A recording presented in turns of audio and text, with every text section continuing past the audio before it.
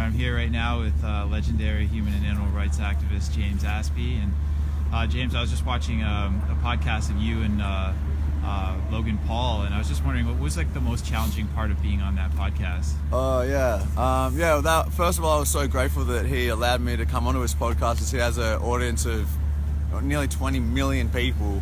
And for the most part, they're a very non-vegan audience. You know, they're not aware of what's going on to animals. They're not aware of what happens in the meat, dairy, and egg industries or anything like this. So it was a massive opportunity to spread the message to so many people. Probably the most challenging part was just, you know, you're trying to convey something so horrific, so blatantly, obviously wrong and cruel and immoral with words, and that's always so hard to do, because to describe slaughter or anything that happens to these animals in their short and miserable lives, to describe that, none of us have been through it. I can't tell you what it feels like, and you can fully understand. No one's had their throat stabbed, you know, or been put into a gas chamber and lived to tell the tale. So when I'm talking about it, I'm like, this is what happens to these animals. The baby boys in the egg industry get shredded alive in a macerator, and they're just like, oh, that's pretty bad. And like, yeah, it is pretty bad, and it even sounds bad, but man, you don't even come close. Nobody does. Not even anyone comes close to really understanding how bad that would be if it happened to you, and therefore how bad it is when it happens to them. Especially to the point where we're just doing, because we like eggs, we just like having omelets. It's like, so you're going to condone one of the most horrific experiences somebody could go through because you like omelets? Seriously? And you know, the guys on the podcast weren't combative or argumentative, really. They had genuine questions about, well, how do I thrive on a plant-based diet? Can I? Some people can't. Is that true? You know, they had questions that needed answering, which were totally genuine. But the thing that's frustrating is just that there's something so bad happening, and if you could just feel it for a second, as if you were the one experiencing what we do to them, no way would you the first thing you do is go vegan, and then you'd just be spreading the word to everybody, trying to end this Holocaust. But because words only point to something and they just do not do it justice, even watching the footage, you still don't feel it. You try to empathize, but you don't really understand. That's the most frustrating thing with that conversation with him, and just in general with always talking about this and trying to get people to relate to this issue and stop contributing to the problem. Right. Yeah. Yeah, and I noticed that about Logan. Like, he was like almost like, you know, you keep mentioning the throat slitting, and it's like getting to him, and he's like, he almost like felt like you should almost have empathy for him, because like he didn't want to hear the truth, because it was having an impact on him, like psychologically, you know, emotionally, like he was becoming, you know, uncomfortable with that. But what do you think about in situations like that? Well, do you know what? I don't even know if he was necessarily becoming uncomfortable with the idea of the throat slitting that I was referring to. So I kept saying throat slitting, slitting, it's the truth, because that's what it is. And I said to him, I'm like, dude, the reason why I say that so much is because I want you to connect and realize that every time you have a piece of meat, someone got their throat slit. Like, that's just what happened every single time. And dairy and eggs and leather and all this shit. I don't mean to I'm not trying to prey on your emotions here. I'm just trying to remind you that, we're not just talking about eating a product. We're talking about a product that came from throat slitting every single time. You know, the meat just didn't fall off their bodies. They got murdered for it. Yeah. And their body were harvested for it. So, but I don't think he was even necessarily getting uncomfortable. Oh, you keep saying throat slitting and it's making me uncomfortable. I think he was just like, okay, man, you know, you've made your point. And that, again, just sort of shows, it's like, yeah, I've made my point, but you're not that moved, and that's okay. Like, I understand you can only be so moved by a description of this action. Yeah. But also, I think he was more just sort of like getting over me saying it, not really feeling it. And again, that's just the problem with the limiting words that we have to describe this thing. It's indescribable, basically. And I think that, you know, it's like, it's true. Like, until like right now we're at St. Helen Slaughterhouse, and like you feel and you sort of empathy, like, you know, if you put yourself in their shoes, like the animal shoes, like until you're actually here at a vigil and you feel and you see that pain and suffering, like it's really hard for you know, I guess Logan to put himself, because he just sees it like as it like, oh, it's just food. you know It's just what, like an though? omelet. It's just like yeah. Even at a vigil like this where we stop trucks and we take footage of these animals, you know, if any of us, and you see it every now and then, if any of us really understood where they're going right now, we would be on the floor bawling our eyes out and begging these truck drivers to stop.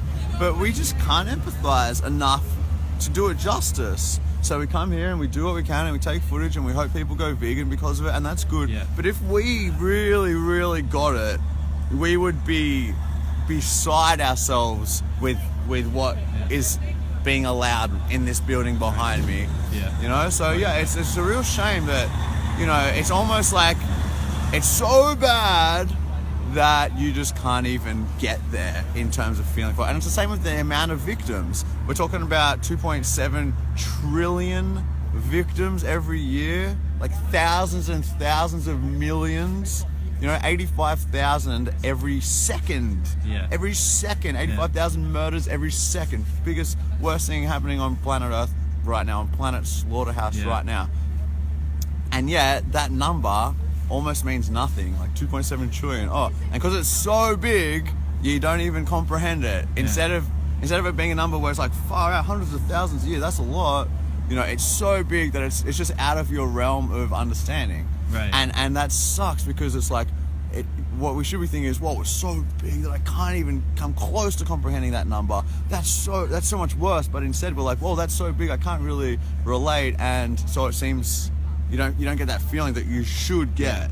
You know, that's true. Because it's too far. It's too big. No, So it's true. yeah, it sucks, man. But you know, logically understanding it is a big part of it. Logically understanding how many beings are suffering constantly because of something so needless and redundant as meat, dairy, and eggs, And unsustainable too. and unsustainable and unhealthy for us. You know, logically understanding that is the first step, and then you're like, cool. So what actions do I have to take to align my actions with how I feel about this injustice and this cruelty and this violence and this murder of these innocent, sweet baby animals? And then you just figure it out. Cool, so I go vegan. So what do? I get soy, rice, almond or coconut milk instead of cow's milk. I get vegan cheese if it's available, or I just don't have cheese, not a big deal. I have burritos with beans instead of with meat. I have tofu in my curry instead of chicken. You know, like just small little things. And then once you've got your recipe sorted, you get, you know, jackets that don't have down and don't have leather and don't have fur, and they're available. So you just get vegan versions of stuff. You don't buy jackets that often, so there's not that much to think about. It's mostly food, and when you run out of toothpaste, you buy non-vegan.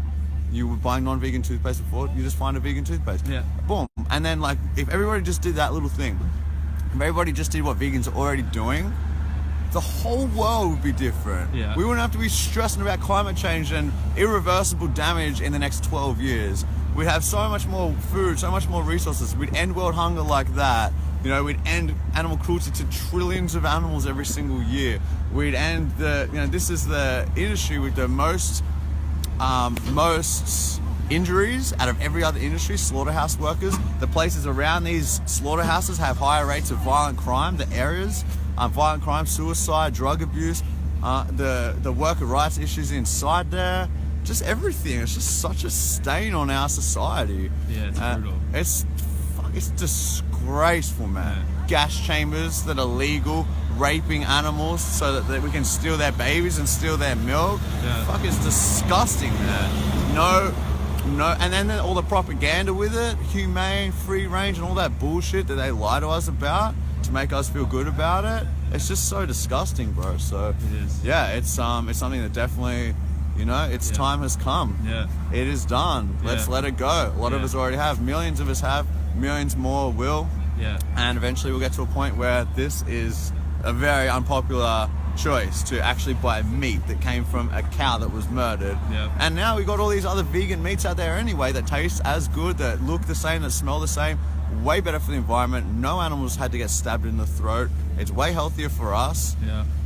Like, it's just so redundant. Yeah, man. it's exactly. So anyway, it's on the way out, so I feel good about that. Yeah. But you know, we still got to work and let's make it happen sooner rather than later. Yeah, exactly. And you know, James has like delivered hundreds of impactful speeches across the world, and you know, he's almost single-handedly and to destroy the dairy industry in Australia. And One of his videos has over 30 million views on YouTube, and you're just telling me about like kind of flow state and just being in the zone and delivering epic speeches and yeah, totally, man. Like it's definitely not single-handedly. We've all got our part, and people put on the events that I get to speak at, or there's all these other things happening. There's so many things happening, but it also is a good example that I'm just one guy and I have reached tens of millions of people, and that's a power we all have with social media.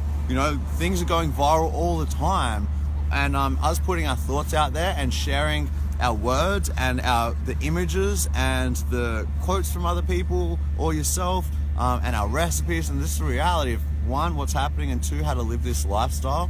That is what is making the difference. That's why we're seeing such big change. That's right. So yeah, like everybody, momentum, right? Yeah. It's huge. It's revolutionary. Yeah. Social media is revolutionary, and veganism is revolutionary, and everybody has an opportunity to do both, be vegan and spread the vegan message. Right, man. That's right, yeah, man. What would you say to like people out there, like, just to build more momentum, or what can they do right now, like, to turn the tables on the meat industry forever?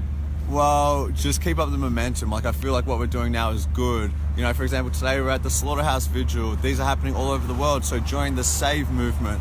There's people on the streets talking to just public, with the Cube of Truth, for example, doing street outreach and reaching people one-on-one, but all over the world. That adds up. And then you put that conversation, or you put this vigil online, and it might get 100 views or 1,000 views or 10 million views. You never know. And then keeping up the protests, keeping up, like the disruptions. There's different ways that you can get involved. There's a lot of stuff that happens that people won't even see, that happens under the cover of night. Rescues and liberations and planting cameras to get footage and all this kind of thing.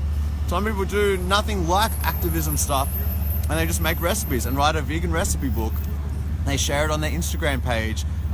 Some people are just social media influencers, and they live just their normal life that people love following. That's a huge way to reach millions of people.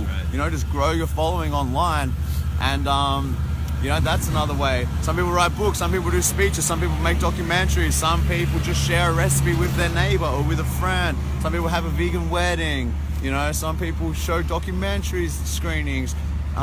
You're just talking to people all day long. Basically the point is, make it a priority. What is your skill? Use your skill to spread the vegan message. Some people make websites. Some people, who knows? Every influence donate. Counts, right? Yeah, everything. Whatever you got. Some people don't have a lot of time. Maybe they've got a bit of money. Some people, have the opposite. Like, just whatever you got. Throw it at it. Throw it at this thing that's going to benefit us all and so many in such a big way. Yeah. And find your way. And in my opinion, I think we should practice what we preach and do it with compassion and empathy. But you can be kind and respectful to people spreading this message without sacrificing the message. You don't need to be soft about it. You can still tell exactly how it is, but coming from a place of love and compassion. Yeah, and